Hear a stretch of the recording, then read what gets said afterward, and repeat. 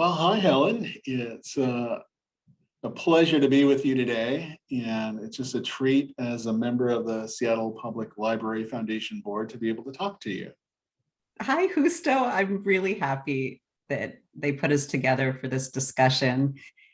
As you know, I'm the collection manager for the Seattle Public Library, which means that I lead the team that selects and acquires all of the books, movies, music, and other materials for our library system. And the other big part of my job is that I allocate and manage the library materials budget. Well, I think that gives us a great jumping off point, and it would be, I think, helpful for a lot of our supporters to really understand exactly what collections mean. How is that defined by the library? Collections is everything that you would go into the library looking for. They're the books, movies, music, whether they're physical materials or digital. We have streaming music, we have streaming movies. It includes books in many languages and books for people of all ages and movies and music of all different genres. We have magazines and newspapers. We just added a bunch of magazines to Flipster, our digital magazine service. So we have lots for adults, and we just added a bunch for children and teens titles too. We have things like Scientific American. We just added poets and writers and fine woodworking. And we added fine gardening recently because a patron requested it. That's a great way for the library to respond to patron kind of requests. So how do you learn about new books to order for the library and determine the quantities needed? There are 5 selection librarians who are on my team who report to me, and each one of them has an area of expertise. So for example, we have a lead children's selection librarian. And so she's always scanning the publishing landscape for what's the latest in children's material, for example. This week actually is an annual big event that happens every year for librarians that the publishing industry does. It's called LJ's Day of Dialogue, for Library Journals Day of Dialogue. And it's a full day of all of the publishers. That's when all the big books come out, is in the spring and the fall. And so we are going to be reviewing these titles, several months before they're even published. And we'll look at the print runs, we'll look at the size of the print runs. And so we know what's going to be heavily promoted. And there will even be author interviews. And then we'll place our orders for these books several months in advance, 3 to 6 months in advance. And then, as if patrons come across them pre-publication date and request them, that's kind of an indication, right? That the buzz is big enough that we might plan to order a few more titles when it gets closer to the time to place the titles. We're scanning the publishing landscape. We're tuning in to current events, what's happening in the news. And so each selector is paying attention for their areas. That is fascinating. So how do current events affect the library selection of titles and sort of influence the composition of the collection? Current events play a big role.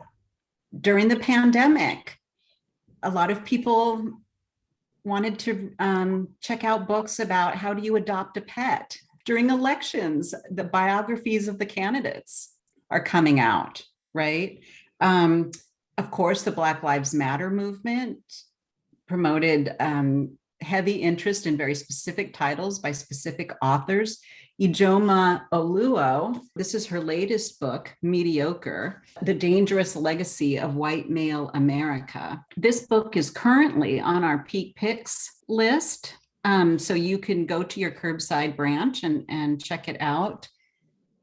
So you want to talk about race. Her first book came out last summer and was in great demand a year ago in June, almost a year ago in June.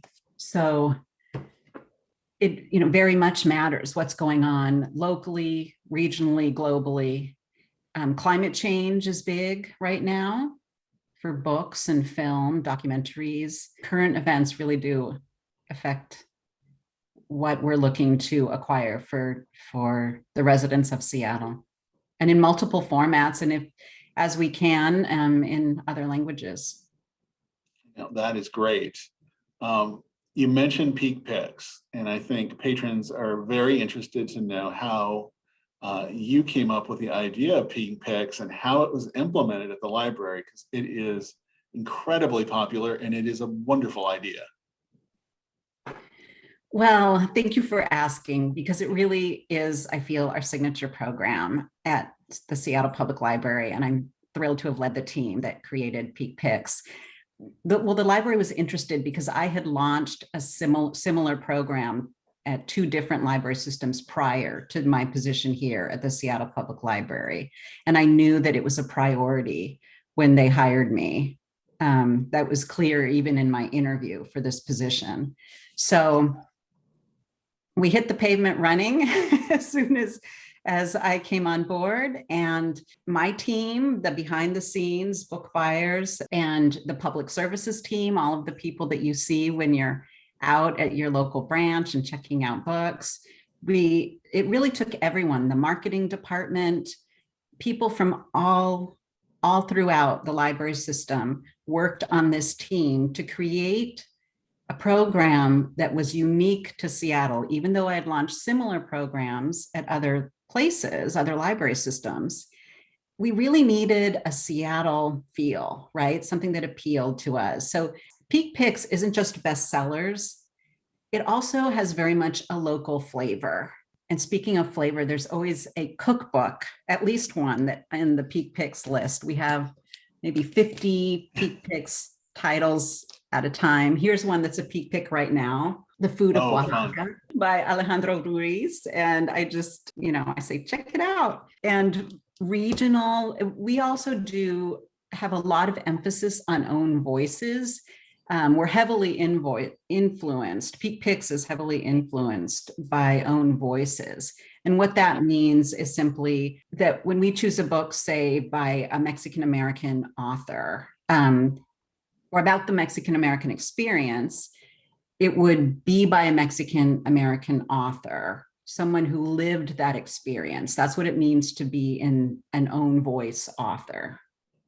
And so we do heavily look to provide exposure and access to books in own voices in Peak Picks. That is a wonderful approach to that. And not to digress, but growing up in the late 70s and 80s, there wasn't a whole lot of exposure in public libraries of authors who were writing about their Mexican-American experience. And it wasn't really until the 90s, I think with Reign of Gold by Victor Villaseñor, for example, who wrote about his family's experience on his mother's side and his father's side.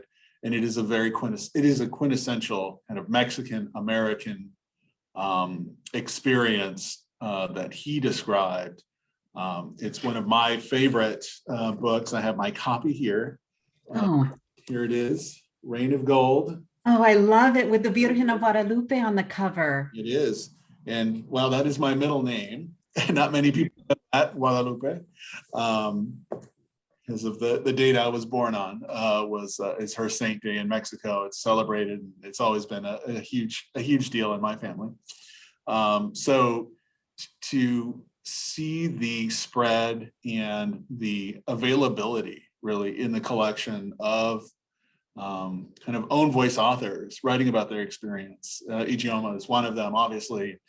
Victor Villaseñor. Don Miguel Ruiz is a Mexican author who writes about, the conceit there is that he is a Toltec shaman sharing the ancient kind of philosophy of the Toltec people. And we're big fans of philosophy in my household. In the last year, for example, and I'm going to lead into a question here just to give you our experience in the last year. especially, we've had just a return to kind of first principle books. My kids really are big fans of the Ryan Halliday series on the Stoics. So I have here a copy of Stillness is the Key. This is his, the last of his 3 kind of books. Ego is the enemy and the obstacle is the way. And Halliday really makes kind of ancient Stoic philosophy. He connects it to our modern times in a very relatable way that even my 10 and 11-year-olds enjoy reading about. And for me, you can see my lawyer background on full display with my fully copy of Meditations by Marcus Aurelius and On Solitude by Montaigne. These are books that I return to when I feel like I need a regrounding or to be anchored again. So I'm wondering, like, what books you have been reading lately, and what books kind of have a special place for you that ground you? Well, I read everything, and I love magical realism. I love Gabriel Garcia Marquez. Love in the Time Yes. of Cholera is a book that is a big deal for me, and I revisit a lot. House of the Spirits by Isabel Allende. I really like her as an author. Because I read everything, and because I really like Mexican American authors, of course, Luis Alberto Urrea is one of my favorite authors.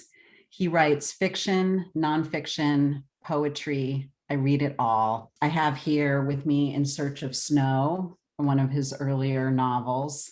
Nobody's Son, a memoir, his memoir growing up. He has a Mexican father and an Anglo mother, an American mother. And so he talks about that, being between Tijuana and San Diego, and his life. And his latest novel, House of Broken Angels, I highly recommend. And whatever Luis recommends, I also look to read. And he's recently recommended The 5 Wounds, which is a peak pick by Kirsten Valdez Quaid. So that's on my to be read list. So with Luis, you get it all. With Luis Alberto Urrea, you get it all. That's a little bit about what I'm always reading and looking to read more of. But I read for comfort. I read for escape. I read for armchair travel and good health and information. I read a little bit of everything. Well, I love mysteries and setting too. And so when I lived in Seattle and I was missing the Sonoran Desert, I would read books set in the Sonoran Desert. And when I lived there and I needed water and coolness and green, I would read books set here. Great. That is wonderful. There is, it's so funny. One of the peak picks, and this is going to ruin my credibility as a bow tie wearing corporate lawyer. One of the picks was by a law school classmate of mine, Jasmine Guillory, who wrote The Wedding Date and The Proposal and subsequent books, and she's having a fabulous career. And I'm looking forward to her being able to travel again to Seattle and do readings. There's at least one peak pick that would interest you, if not several. There should be several. And so rather than recommend a book, I'm going to recommend that you shop the Peak Picks menu at your curbside location, or go to our library website, spl.org, and Peak Picks, and you can see a list of all of the 50 or 60 current Peak Picks titles. Write down a bunch of them, and then go to your library and ask for a bunch of them. Take home a huge stack so that then you can sort through them and see which one feels right to you right now. Take the time. It's okay to check out a huge stack of books and take your time at home to decide which one is right for you today, and then return the others, and you can revisit them later if you want to. But explore. Rather than recommend a particular title, I recommend that you explore what's available right now. And I hope you have fun doing it. Well, I think that is great advice. And it's advice that I hope folks take you up on and visit the website or go to Curbside and see what's available. I love the idea of sort of going online, looking at their options, looking at peak picks. But what if you don't know? What if you don't know what you want to read right now? It can be Options. overwhelming. Right. Besides peak picks and just checking out a stack of peak picks and bringing them home and going through them until one resonates with you, your other option is to contact the library, because we have librarians. They're called readers advisors, readers advisors who will work for you to match you up with your next read. And it's called Your Next Five. So please reach out to librarians. We love to talk to you about what you might want to read next. I will give a shout out to a book that was a surprise find that I found actually at the Central Branch, the Central Library. And it is called, the title is Empire of the Summer Moon. It's by S.C. Gwynn, who's a historian. And it's the story of Comanche chief Quanah Parker, the rise and fall of the Comanches, the most powerful Indian tribe in American history. It is a fascinating read, just because that history isn't told all that often. And being, on my mother's side, 100% Native American, it is a story that I think is powerful and deserves to be told. So it's Empire of the Summer Moon. If there's a specific recommendation, this is the one for me. It's different. It's out of my wheelhouse, but I just found it so engrossing. As a fan of old American Western movies, part of the story of Quanah Parker and his mother was the inspiration for the famous John Wayne movie, The Searchers. Oh. But there have been various books written about that aspect of his mother's life. But this is the first book I came across that really explored his life, and it's absolutely amazing what the vast swath of what is now the United States that was actually the Comanche Empire, for lack of a better word.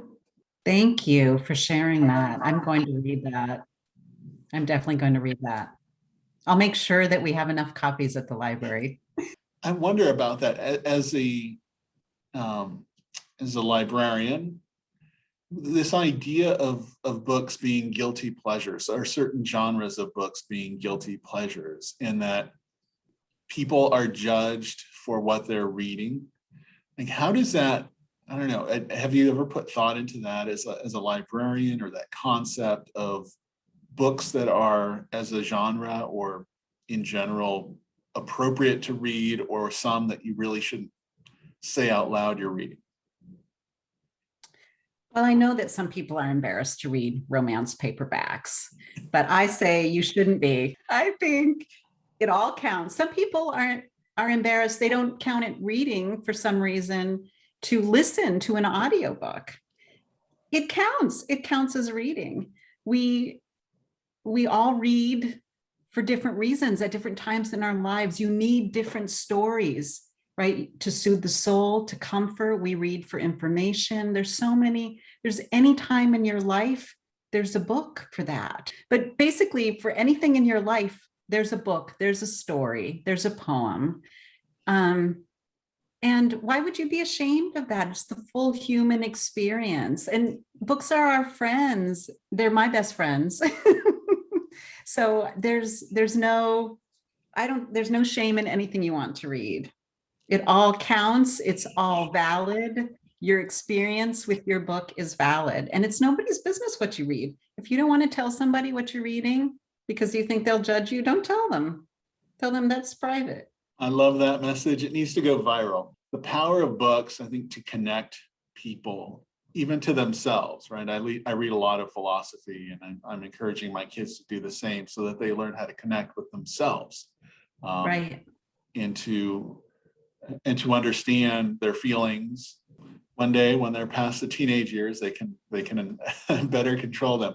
But the ability of books to connect people, I think through time, is one of the things that drew me to serving on the Library Foundation board.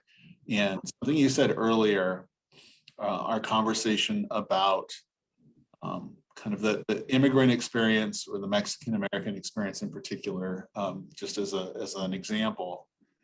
I remember I was a history major in undergrad, and I had an interest in history from the time I was a kid.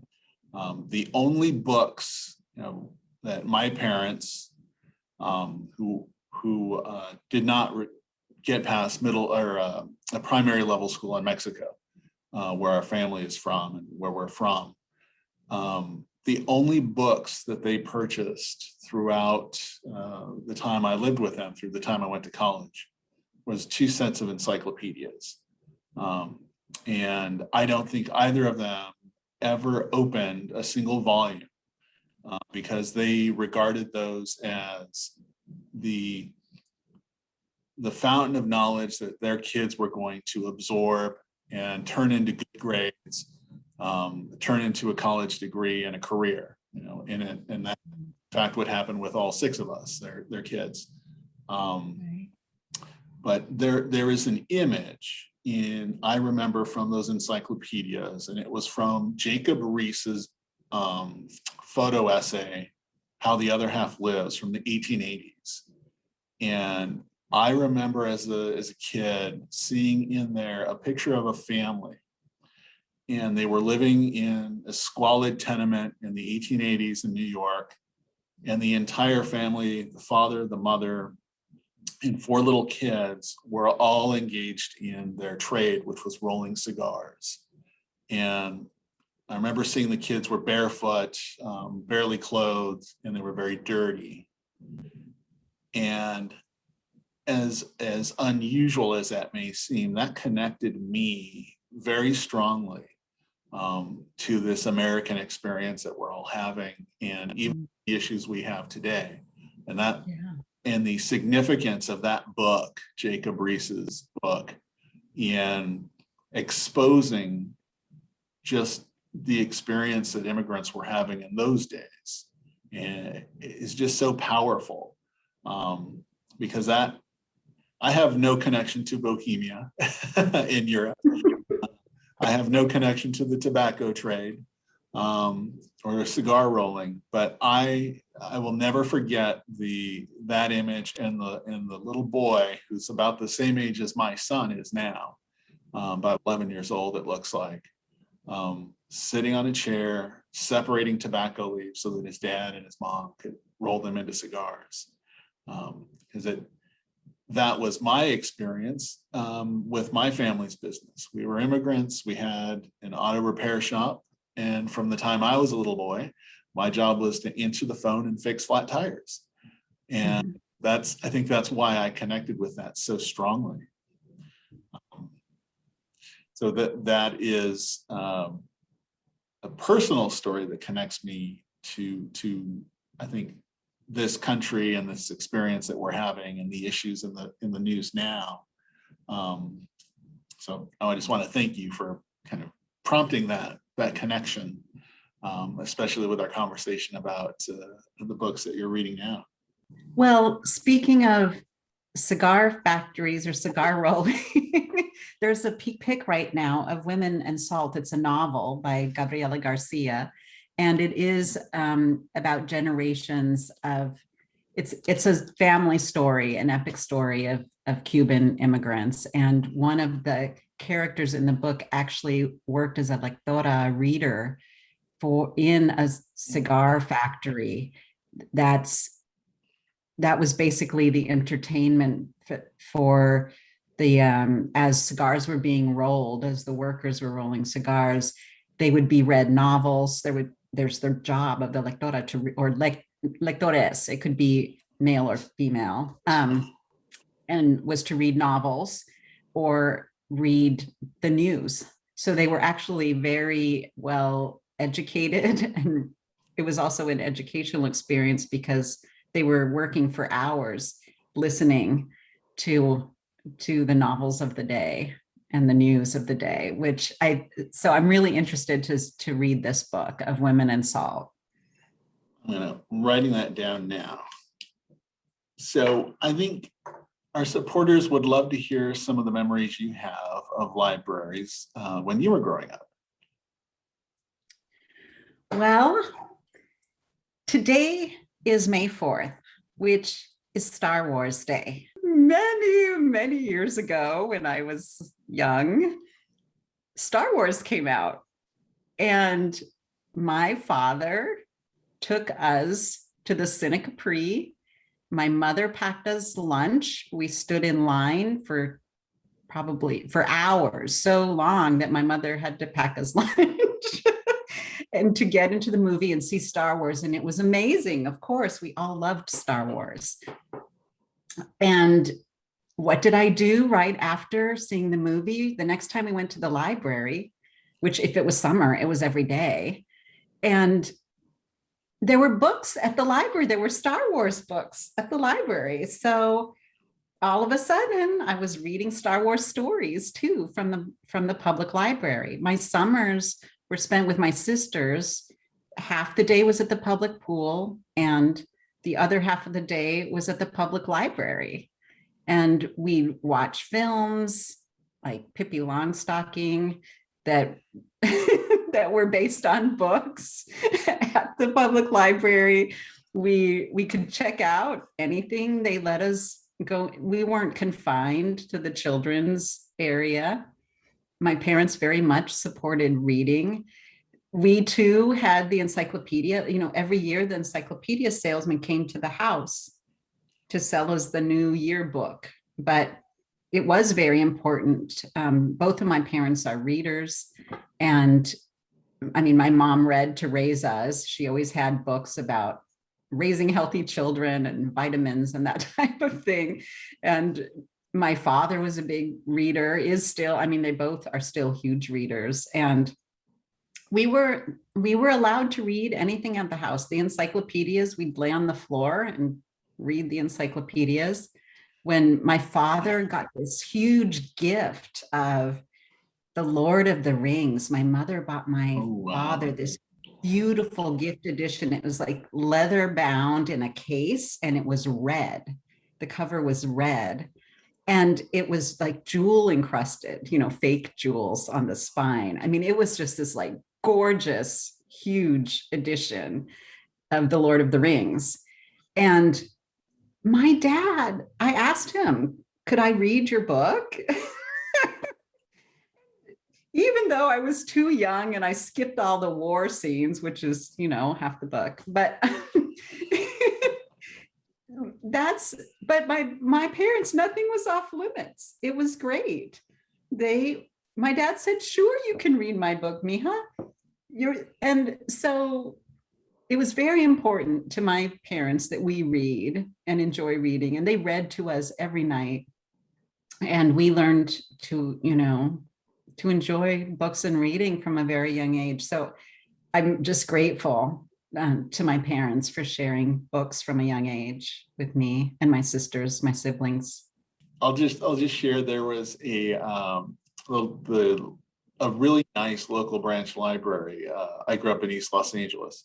Was basically across the street from my family's business. So on the weekends, Saturdays, it was closed on Sunday, but on Saturdays, my parents would let me walk across the street through the walkaways to this library. And I have this memory of, there was this upstairs sort of balcony area that overlooked the stacks and the card catalogs.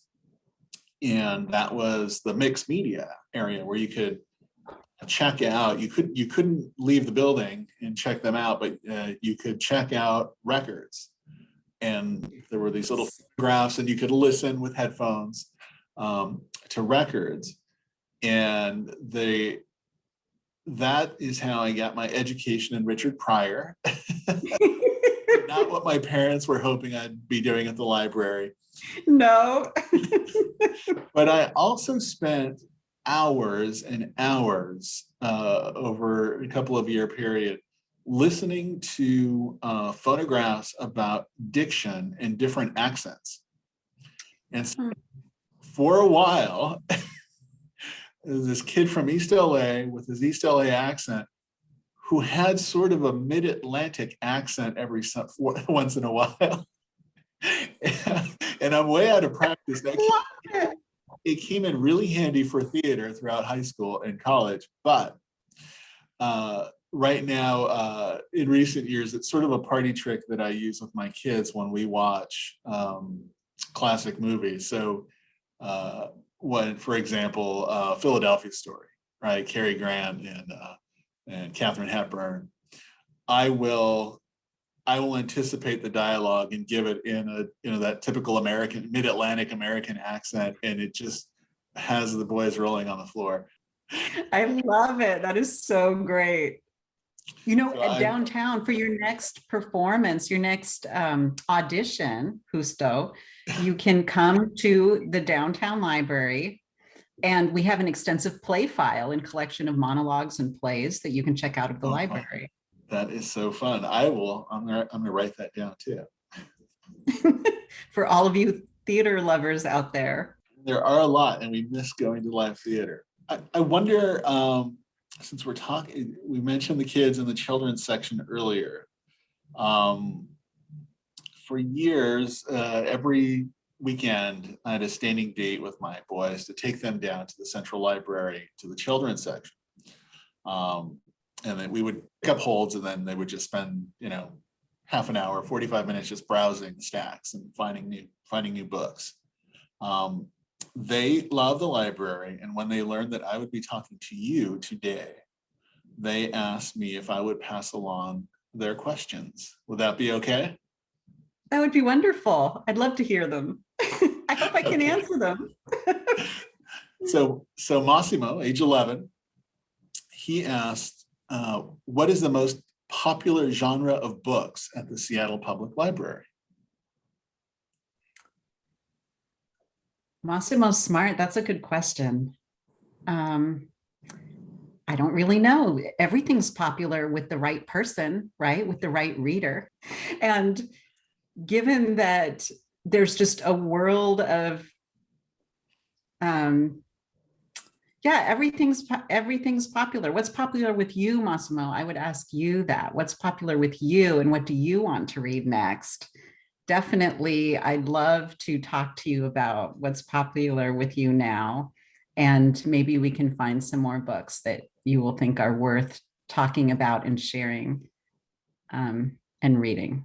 Well, I think you would have an earful of A Tree Grows in Brooklyn and The War That Saved My Life.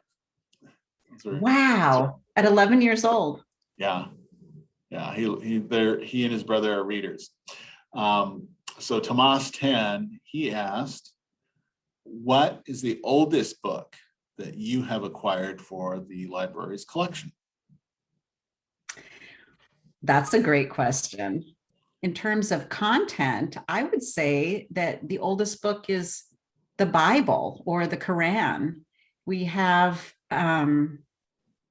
newer editions, of course, but in terms of content, we certainly have many different editions of the Bible, and that is referred to as the oldest book, I believe. Very good. Thank you. I think they're going to get a kick out of this.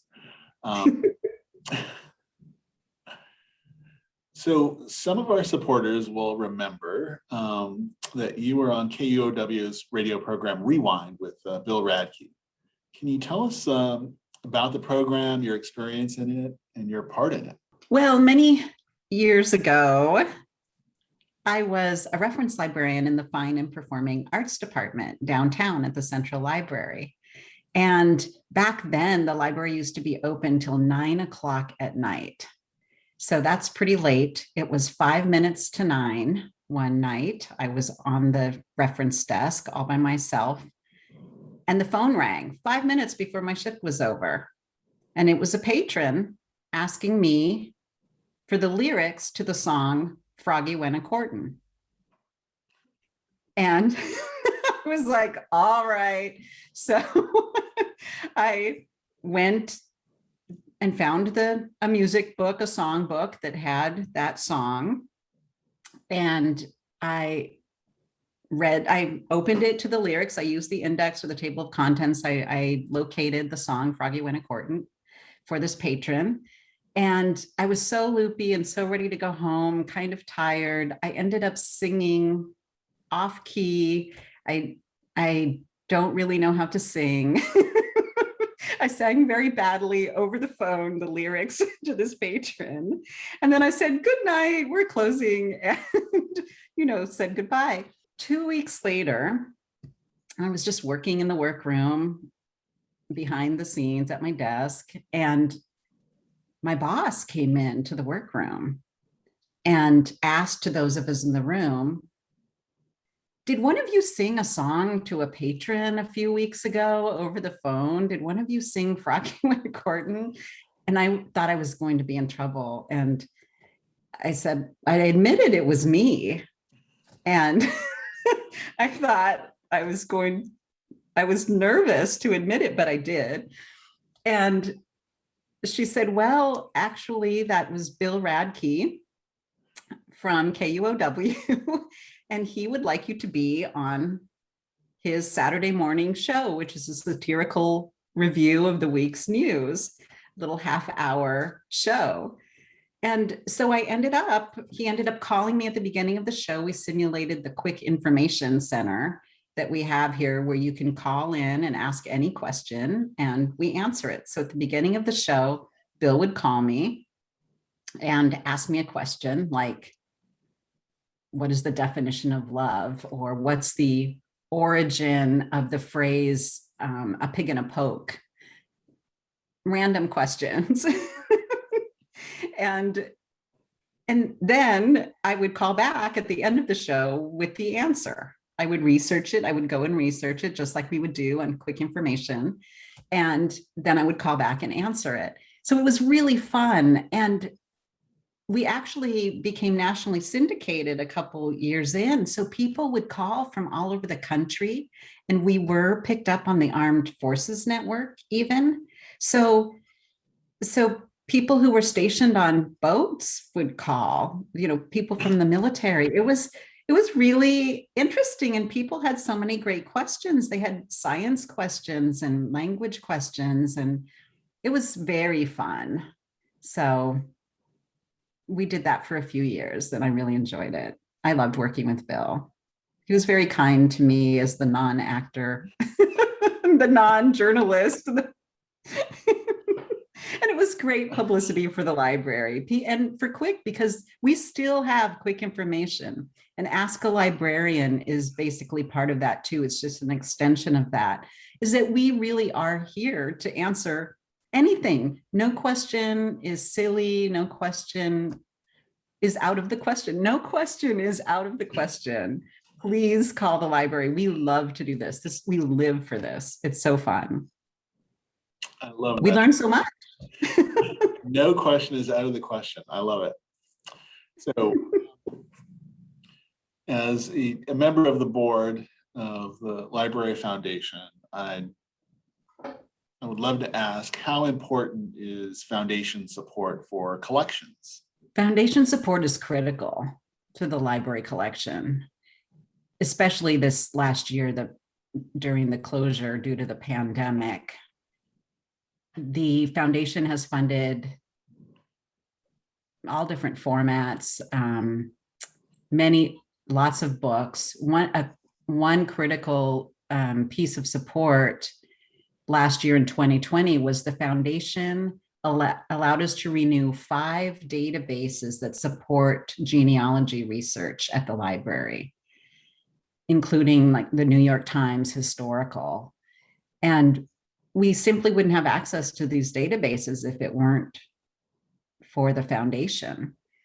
We the foundation bought paperback books that before we were able to start circulating books the normal way, where you check out a book with your library card. When we started to reopen last August, we were only able to check out paperback books on the honor system.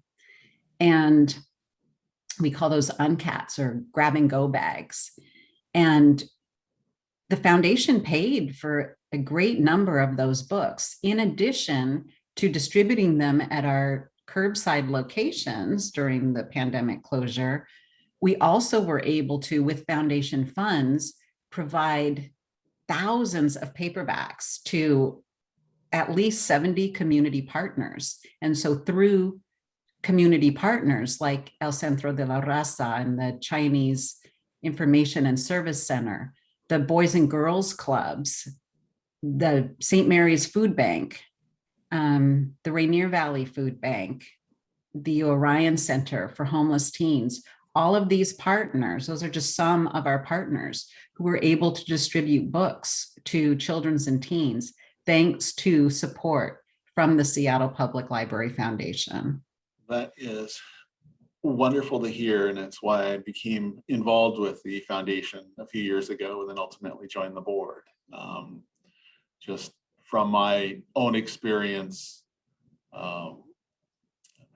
as an immigrant,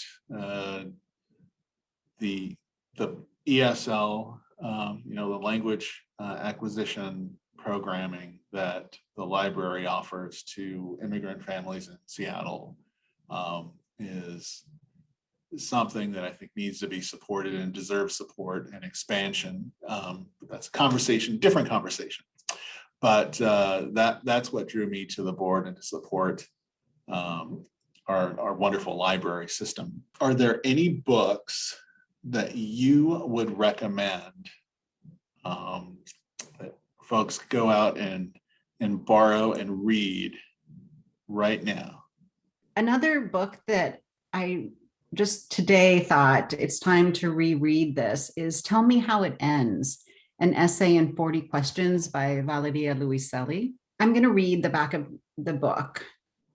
It's an indictment of our treatment of undocumented children, a reckoning with our culpability for the dangers they are fleeing, and a damning confrontation between the ideals of the American dream and the reality of American racism and fear.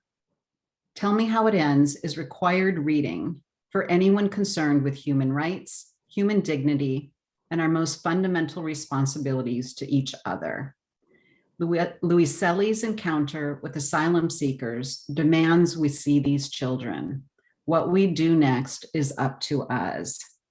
And basically, Valeria Luiselli is a Mexican who came to the United States and found herself, so the subtitle, an essay in 40 questions. 40 questions is the number of questions on the paperwork that has to be filled out for children seeking asylum. And I'm realizing all of a sudden you're an attorney and I'm talking to, so you know what I'm talking about. So in this little book, it's a very thin read. It's full of so much information and heart, and it's just essential reading, I think, for all of us right now.